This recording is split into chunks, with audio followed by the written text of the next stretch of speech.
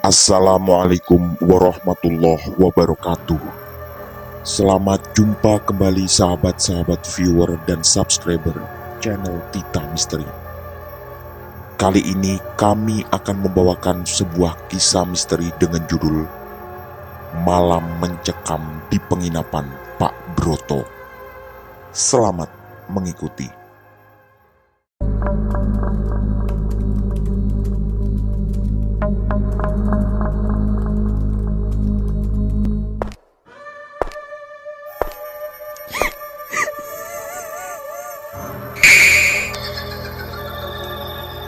Jangan pernah mengikuti kisah ini sendirian. Yogyakarta 2006. Jam di tangan Didik menunjuk angka 21:47 ketika dia turun dari ojek. Hujan sangat deras. Tapi untungnya tadi pagi Heri memberinya petunjuk sangat detail di SMS. Dan karena kawasan itu tidak terlalu asing bagi Didik, dia pun sangat percaya diri. Sekitar 2 tahun lalu, Didik pernah ke sekitar sini karena urusan pencarian kerja. Heri adalah sahabat karibnya ketika kuliah dan asli orang Jogja. Orangnya sangat perfeksionis dan selalu detail termasuk ketika menulis pesan di SMS. Rumah cukup besar, cat warna hitam sebelah kiri jalan dan rumah keempat dari perempatan. Begitu yang ditulis Heri di SMS-nya tadi pagi. Baru 1 kali ketukan pintu, keluarlah seorang bapak tua. "Maaf Pak, ini penginapan Pak Broto?" Begitu tanya Didik yang langsung dijawab dengan anggukan dan senyuman. Berarti tempat yang didatanginya tepat.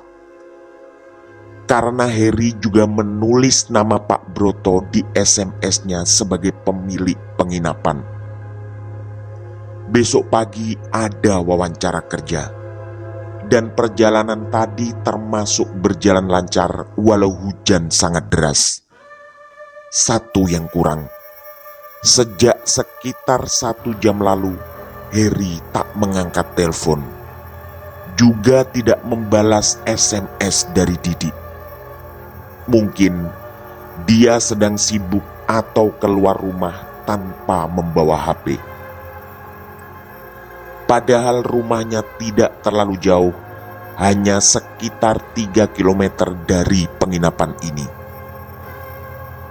Dari Heri pula Didik mendapat informasi tentang lowongan pekerjaan dan juga penginapan ini. Rencana awalnya, Didik juga akan berkunjung ke rumah Heri. Tapi karena tadi acara mendadak sebelum berangkat di perjalanan, dia pun terlambat sampai di tempat ini. Dan lagi, hujan sedang sangat deras dan pasti tidak mudah untuk mencari ojek lagi. Pak Broto lalu mengatakan bahwa hanya tinggal 1 kamar yang tersisa. 3 kamar lain sudah terisi sejak tadi siang. Bagi Didik tidak terlalu masalah, karena yang penting bisa cukup istirahat malam ini dan besok pagi-pagi bisa berangkat menuju tempat wawancara. Ini adalah percobaan ketiga mencari pekerjaan setelah dia terkena PHK bulan lalu. Andai pun gagal, besok siang dia akan pulang ke Pacitan setelah hasil tes keluar. Dan jika diterima kerja, besok baru akan mencari tempat kos yang layak. Dan pasti butuh bantuan Heri untuk itu. Begitu Didik masuk ke kamar, suasana terasa pengap.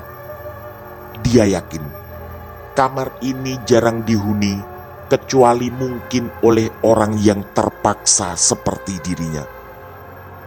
Entah sudah berapa lama tak dibersihkan karena terlihat debu tebal di sana-sini. Yang juga cukup membuat tidak nyaman adalah tempatnya paling jauh dari kamar mandi.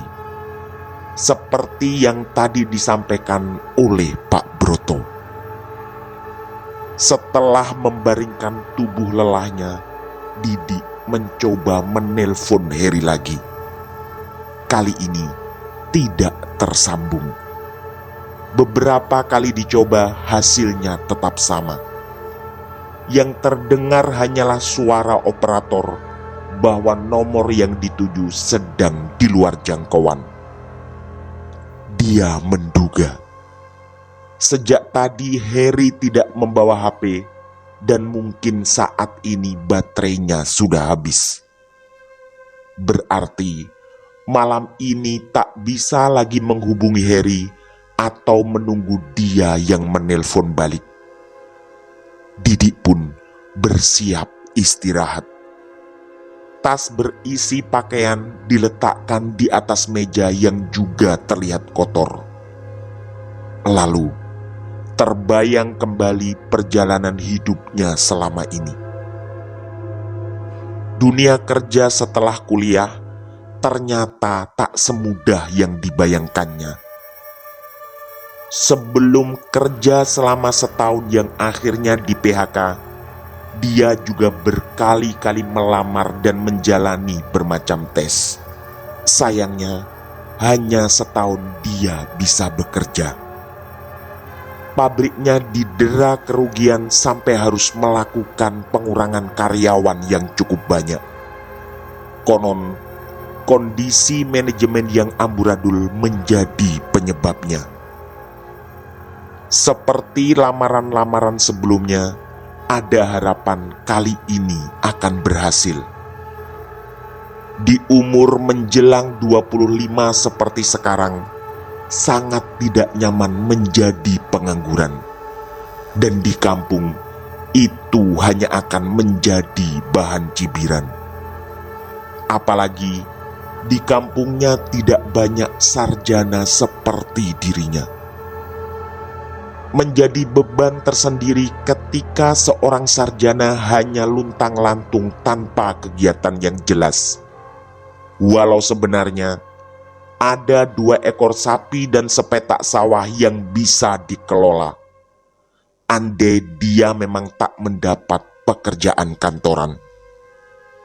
Hanya saja sudah lazim di masyarakat bahwa seorang sarjana harusnya mendapatkan pekerjaan kantoran. Didi lalu teringat pula tentang Heri sahabatnya. Dulu, Heri pula yang memberinya informasi sampai berhasil mendapatkan pekerjaan.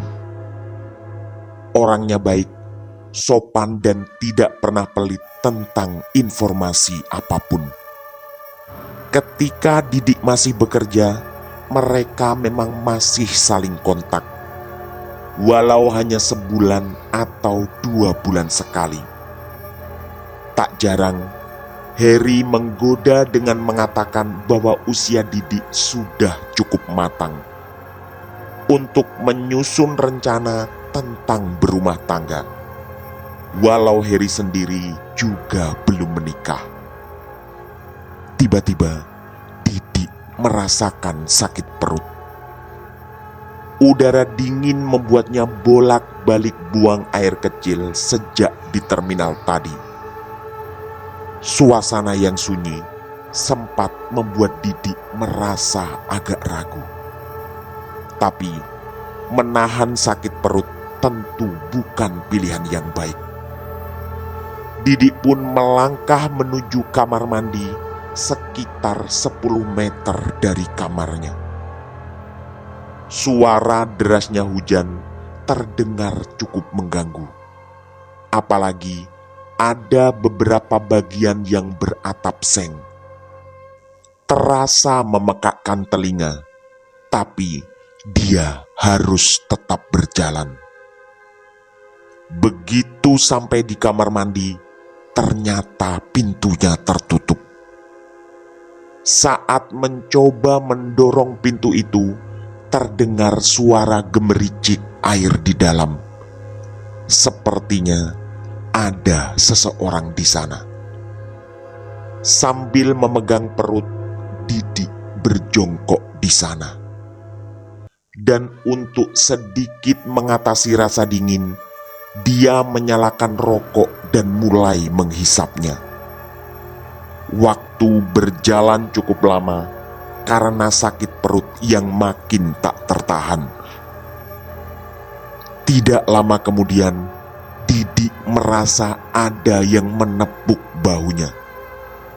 Setengah terkejut, dia menoleh. Ternyata seorang laki-laki yang mungkin seumuran dengannya. Dia sempat mengulurkan tangan dan mengajak Didik berkenalan. Namanya Bima. Bima mengaku datang tadi pagi dan punya kepentingan yang sama, yaitu besok pagi akan menjalani tes wawancara dan di tempat yang sama pula. Rasanya ada yang aneh dengan tampilan Bima. Entah itu apa, tapi Didik merasakan sebuah firasat yang tidak enak. Kemudian Bima mengatakan bahwa kamar mandi itu kosong.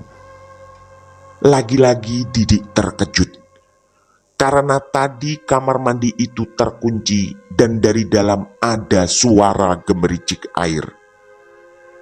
Tapi karena sakit perut makin terasa, dia tak punya banyak waktu untuk berpikir. Dan Didik pun mendorong pintu yang kali ini langsung terbuka. Sesampai di dalam, Didik pun menuntaskan hajatnya.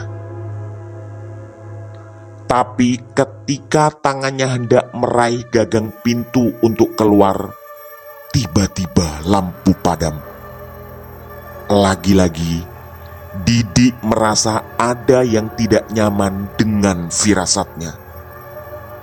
Suasana menjadi gelap gulita. Tapi bukan itu yang paling mengganggu, melainkan firasat yang semakin lama semakin tidak nyaman. Ada ketakutan yang datang dan langsung berlipat. Didik terdiam sejenak, sambil berusaha mengatur nafas dan mengendalikan perasaannya. Lalu lampu menyala kembali. Tapi ini yang aneh. Didik merasa kamar mandi itu sudah sangat jauh berubah. Ruangan yang tadi sempit kini terasa jauh lebih luas. Juga kondisi bak mandi yang terlihat mewah tak seperti ketika tadi baru masuk. Didik mulai sadar dan takut, pasti ada sesuatu yang terjadi. Suara derasnya hujan di luar membuat pikirannya semakin liar. Sempat menarik nafas sebentar, dia mencoba meraih gagang pintu. Tapi pintu itu terkunci. Kekhawatiran baru pun muncul. Seseorang telah mengunci dari luar dan dia terkunci di dalam. Tapi rasanya mustahil Bima bercanda se-ekstrim itu, karena mereka berdua baru saja kenal. Alangkah tidak masuk akalnya seseorang yang baru kenal mengajak bercanda dengan mengunci pintu. Tiba-tiba, entah dari mana asalnya, berdirilah sesosok wanita di sudut kamar mandi. Wajahnya tertutup oleh rambut yang terurai panjang. Bulu kuduk Didik berdiri seketika, bersama sebuah kesadaran penuh bahwa yang ada di hadapannya pasti bukan manusia. Didik tak tahu harus berbuat apa. Keringat dingin terus mengucur di sekujur tubuhnya. Dan perlahan sosok itu mendekat ke arahnya. Didik hanya bisa melihat tanpa berkata-kata apapun. Lalu sosok itu menyibakkan rambut panjangnya. Ternyata wajahnya sangat cantik. Tapi itu sama sekali tak bisa menghilangkan rasa takut. Karena kemunculan wanita itu sangat aneh dan tiba-tiba. Rasanya sungguh mustahil pula ada wanita cantik yang tiba-tiba masuk ke kamar mandi. Mata Didik lalu menangkap bahwa kaki sosok itu tidak menapak lantai. Fix, ini adalah kuntilanak. Otaknya sangat meyakini berdasarkan semua ciri yang pernah didengar dan dibacanya. Walau selama ini Didik belum pernah bertemu langsung. Didik pun spontan ingin berteriak. Tapi entah kenapa suasana tiba-tiba berubah. Ada kenyamanan yang mengalir di tubuhnya yang entah berasal dari mana. Gadis cantik itu kemudian mengulurkan tangannya dengan gerakan gemulai dan menawan. Didik tahu ini adalah sebuah ajakan untuk berkenalan. Wanita itu mengaku bernama Sari. Entah kenapa semua rasa takut menjadi hilang. Didik pun menyebutkan namanya dan lalu terlibat dalam obrolan singkat dengan gadis itu. Ingatan bahwa sedang berada di kamar mandi tiba-tiba hilang. Yang ada hanyalah kenyamanan ngobrol dengan seorang wanita cantik.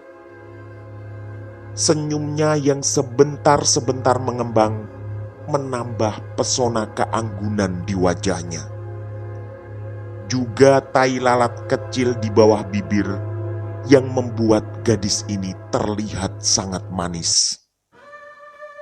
Sari lalu mengaku juga menginap di sini karena menemani pacarnya. Dan setelah Didik menceritakan pula maksud kedatangannya ke penginapan ini, tiba-tiba terdengar suara hembusan angin yang sangat kencang. Tubuh Sari terlihat bergetar hebat dan kesakitan. Di mata Didik, wanita ini seperti akan berubah menjadi sesuatu yang entah itu apa. Lalu kesadaran Didik mendadak kembali bahwa yang sedang dia hadapi bukanlah manusia. Sari kemudian menatap tajam wajah Didik.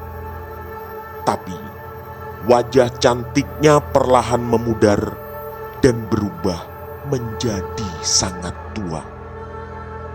Wajah itu penuh luka menganga di sana-sini.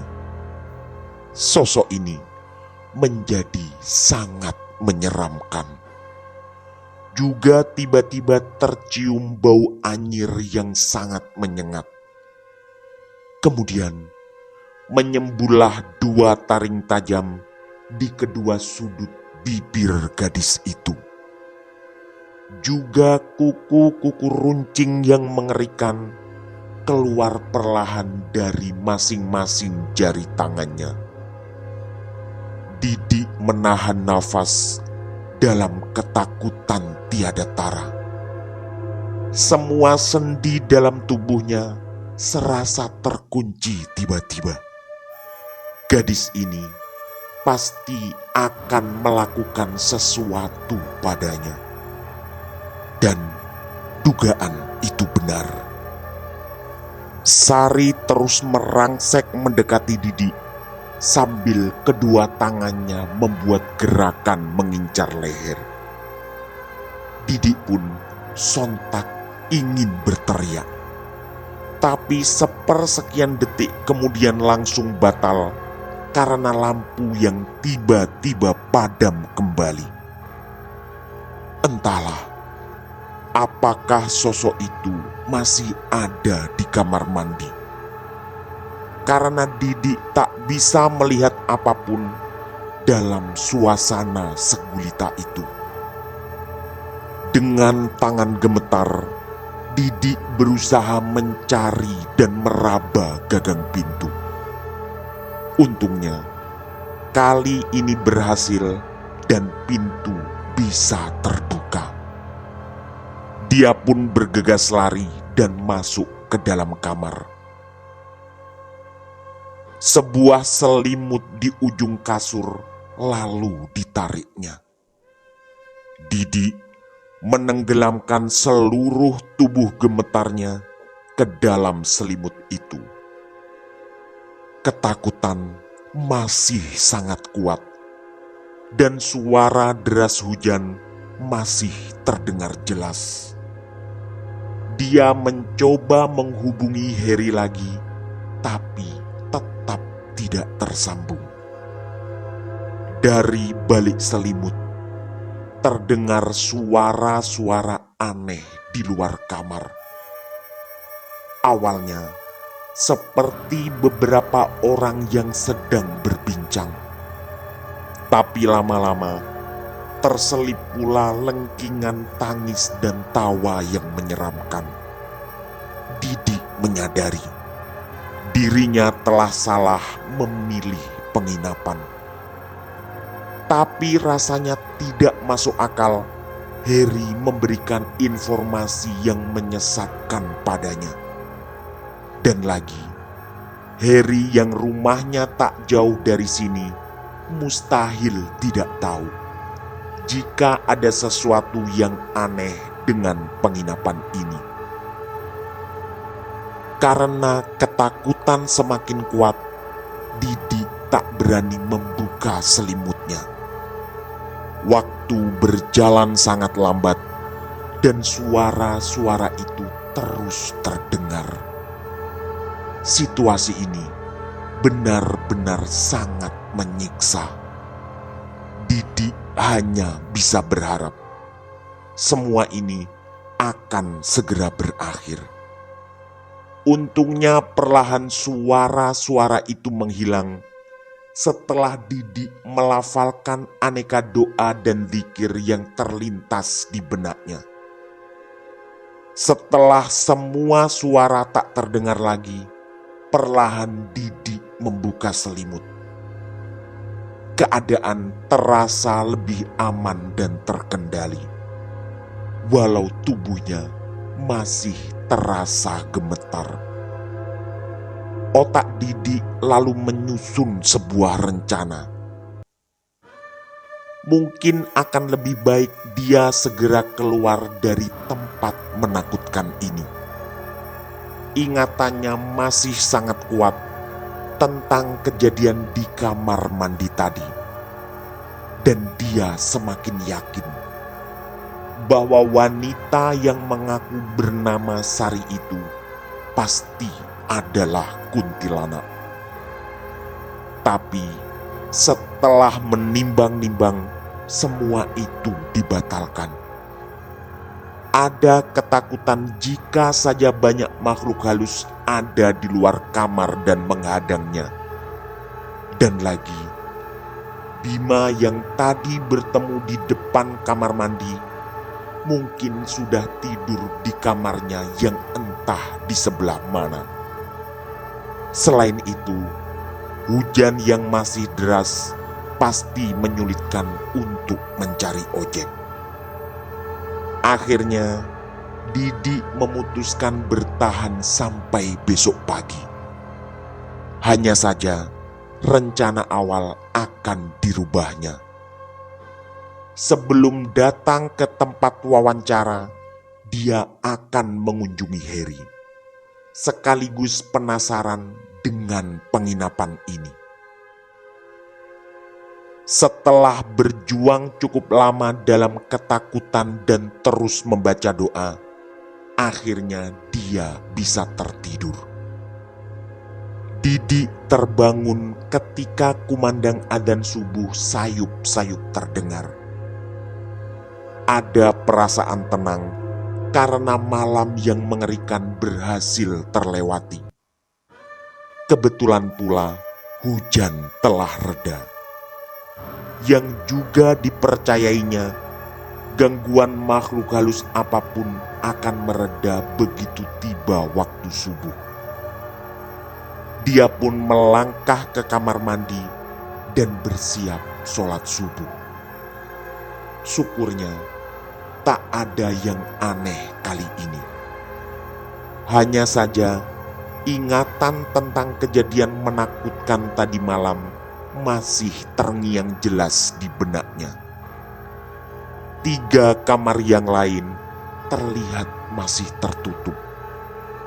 Mungkin mereka semua masih lelap tertidur.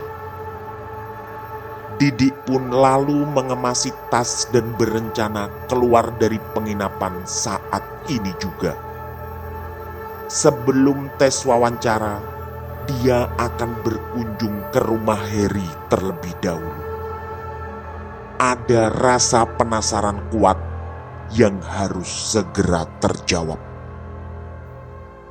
Begitu keluar dari kamar, terlihat Pak Broto duduk sendirian di kursi depan. Didik langsung menghampiri dan membayar biaya penginapan seperti yang disepakati tadi malam.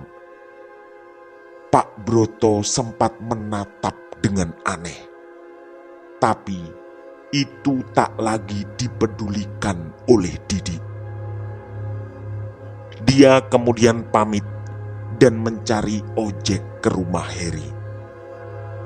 Sebelum naik ke sepeda motor, dia mencoba menelpon Harry lagi. Tapi lagi-lagi nomornya tidak aktif. Singkat cerita, Didik pun sampai di rumah Harry. Suasana terlihat sepi. Hanya ada Teguh, adik Harry yang juga cukup dikenalnya. Dulu memang Didik beberapa kali berkunjung ke sana dan Teguh pasti masih ingat. Begitu sampai di pintu gerbang depan, Teguh langsung menyambutnya. Rupanya dia baru saja mencuci sepeda motor. Didik pun dipersilahkan masuk dan duduk. "Bapak dengan Ibu ke Semarang tadi malam, Mas, karena ada acara di sana." Begitu jawaban Teguh setelah Didik menanyakan kenapa suasana sepi. Obrolan basa-basi pun berlanjut sampai Didik bertanya tentang Harry yang sejak kemarin tak bisa dihubungi. Padahal kemarin pagi Harry masih mengirim SMS tentang lokasi penginapan Pak Broto. Tiba-tiba Teguh tertunduk. Pikiran Didik berusaha menerka apa yang telah terjadi. Dan ternyata Teguh memberikan kabar yang sama sekali tak diduganya, bahwa Harry kakaknya sudah meninggal 4 hari yang lalu. Didik pun merasa tersambar petir yang datang tiba-tiba dan menggelegar. Tak terasa air matanya menetes. Sungguh tak diduga sahabatnya pergi secepat dan semengejutkan itu. Padahal minggu lalu mereka masih berkomunikasi lewat telepon. Kata Teguh, sang kakak mengalami kecelakaan. Sempat kritis satu malam, akhirnya Harry menghembuskan nafas terakhir di rumah sakit. Didi sangat terpukul, sekaligus terfikir tentang siapa yang mengirim SMS kemarin pagi. Dan kata Teguh, HP kakaknya hancur lebur ketika kecelakaan dan tak bisa dipakai lagi. Perlahan, Didi mencoba merangkai semua kejadian aneh tadi malam. Setelah mengucapkan bela sungkawa, dia bercerita tentang penginapan Pak Broto yang mengerikan. Dan respon Teguh kali ini juga tak kalah mengejutkan. Kebetulan kemarin dia berkunjung ke salah satu temannya yang tepat di depan penginapan itu. Ternyata penginapan itu sudah kosong sejak sekitar sebulan yang lalu. Pak Broto tidak ada di sana karena ikut anaknya di Jakarta. Kata Teguh, penginapan itu dari dulu ramai, tapi menjadi sepi karena ada kejadian yang juga mengerikan. Ada sepasang kekasih yang menginap di sana, tapi mengalami kecelakaan di malam pertama mereka menginap. Mereka berdua berboncengan sepeda motor dan meninggal di tempat kecelakaan. Dari informasi yang beredar, mereka berdua bernama Bima dan Sari. Kabar ini sangat menohok bagi Didi. Otaknya segera menuntun pada kejadian tadi malam. Bima adalah orang yang ditemuinya di depan kamar mandi tadi malam. Tampilannya memang aneh, tapi Didi tak sempat berpikir terlalu jauh karena sakit perut dan langsung masuk ke kamar mandi. Dan sosok wanita mengerikan yang menyiksanya dalam ketakutan tiada tara di dalam kamar mandi mengaku bernama Sari. Rasanya benang merah dari semua kejadian ini sudah jelas. Entah siapa yang mengirim SMS padanya kemarin pagi karena Harry sudah meninggal. Dan sosok Bima dan Sari seperti yang diduganya ternyata bukan manusia. Juga Pak Broto yang ternyata sebenarnya tidak ada di tempat tadi malam. Teringat kembali tatapan aneh Pak Broto tadi ketika Didi berpamitan. Ketakutan tiba-tiba menguat lagi. Dan otak Didi tetap tak mampu mencerna peristiwa sepanjang tadi malam. Setelah sekitar setengah jam ngobrol, Didi pun pamit karena harus bersiap mengikuti tes wawancara jam 8. Sekali lagi, dia mengucapkan bela sungkawa sedalam-dalamnya atas meninggalnya Harry. Dan menitipkan salam hormat untuk kedua orang tuanya kalau sudah datang dari Semarang. Tapi Didi lalu berubah pikiran. Setelah mendapatkan ojek, dia langsung berangkat ke terminal. Tes wawancara pun batal dijalaninya dan dia memilih untuk pulang kampung. Dia juga teringat sapi di rumah yang hampir beranak dan mungkin membutuhkan dirinya karena sang bapak sudah cukup tua. Dan lagi, kemarin ketika berangkat, ibunya seperti tidak terlalu yakin untuk tes kali ini. Didik cukup lama berusaha meyakinkan sang ibu sebelum berangkat ke Jogja. Ibunya terlihat agak keberatan sebelum akhirnya terpaksa merestui keberangkatannya mencari kerja. Di sini, Didik pun menyadari firasat seorang ibu adalah yang paling tajam untuk anak-anaknya. Tamat. Demikian kisah misteri dari kami, Malam Mencekam di Penginapan Pak Broto. Semoga kisah-kisah ini cukup menghibur dan menemani sahabat semua. Mohon maaf apabila terdapat kesalahan dalam pemilihan atau penuturan kata. Kami dari tim Titah Misteri mengucapkan terima kasih. Dan wassalamualaikum warahmatullahi wabarakatuh. Pesan saya, jangan bercermin sendirian di tengah malam. Sampai jumpa.